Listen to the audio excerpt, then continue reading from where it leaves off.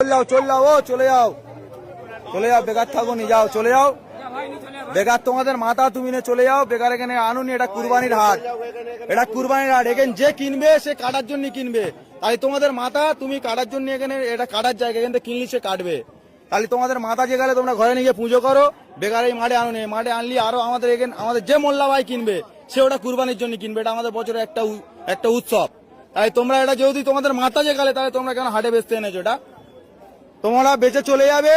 আধ ঘন্টা পরে পুলিশ এসে আমাদের ধরবে যে কিনবে তাই তার টাকা ফিরি না